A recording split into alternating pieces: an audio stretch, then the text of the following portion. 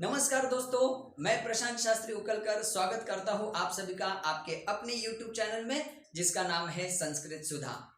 आज का वीडियो एकदम खास होने वाला है सभी संस्कृत अध्यापकों के लिए, सभी छात्रों के लिए और सभी अभिभावकों के लिए, क्योंकि आज के इस वीडियो में हम बात करने वाले हैं CBSE के द्वारा अपडेट किए गए संस्कृत सिलेबस की।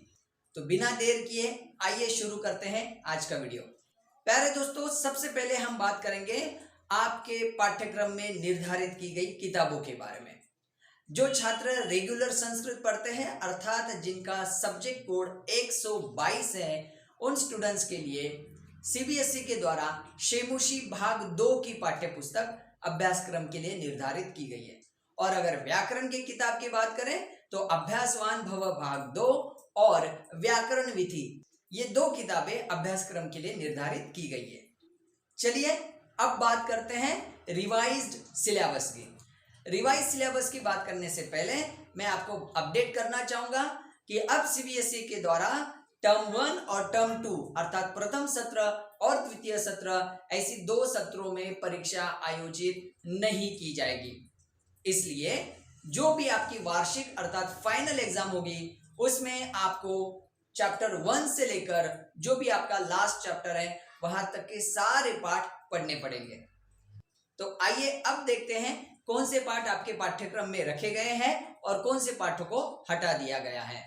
सबसे पहले मैं आपको बता दूं कि पहला शुचि पर्यावरण वाला पाठ, दूसरा बुद्धिर बलवती सदा, ये दोनों पाठ आपके अभ्यासक्रम में रखे गए हैं। लेकिन जो तीसरा पाठ था व्यायामः सर्वदा पथ्य, इस पाठ को अभ्यासक्रम से हटा दिया गया है।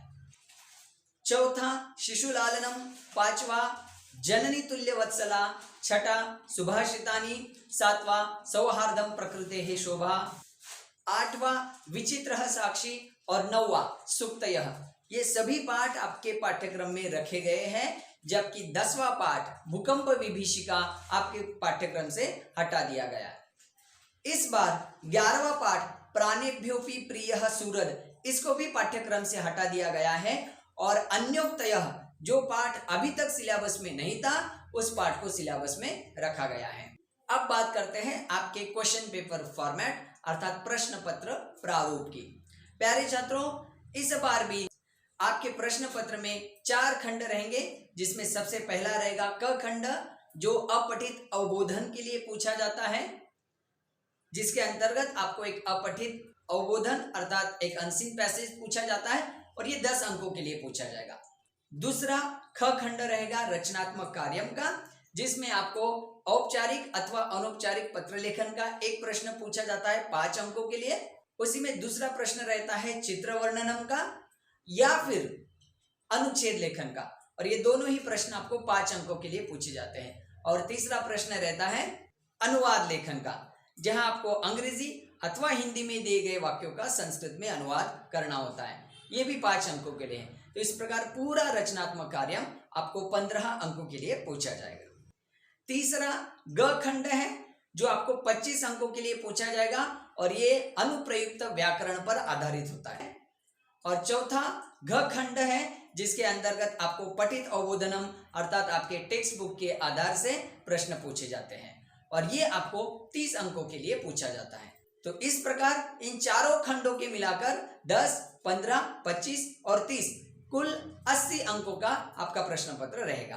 अब बात करते हैं 20 अंकों की, जो आपको इंटरनल अर्थात आंतरिक मूल्यमापन के लिए पूछे जाते हैं। इसमें सबसे पहला आवधिक परीक्षा, जिसको आप पीरियोडिक टेस्ट कहते हो, ये 5 अंकों के लिए पूछा जाता है। दूसरा होता है बहुविध मूल्यांकनम अर्थात मल्टीपल असेसमेंट, ये भी 5 अंकों के लिए पूछा जाता है। तीसरा है निवेश सूचिका अर्थात पोर्टफोलियो से रिलेटेड एक्टिविटी, ये भी आपको 5 अंकों के लिए पूछे जाएंगे।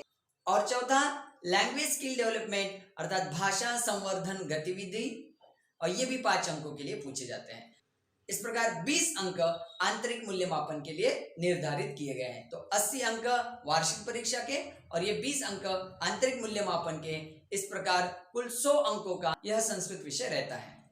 प्यारे दोस्तों, अगर आपको संस्कृत में अच्छा स्कोर करना है तो CBSE के द्वारा अपडेट किए गए इन सारी बातों की आपको जानकारी अवश्य होनी चाहिए। आइए अब इन चारों खंडों को हम डिटेल से जानते हैं।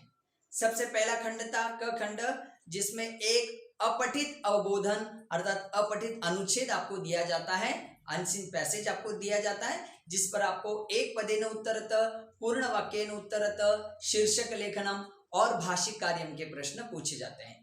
भाषिक कार्यम में आपको ध्यान रखना है कि कर्तृपदम लिखत, क्रियापदम लिखत, पर्याय पदम लिखत, विपर्यय पदम लिखत अथवा विशेषण विशेष्य पदम लिखत, इस प्रकार के कॉमन प्रश्न आपको सारे अपठित अवबोधन के बारे में पूछे जाते हैं।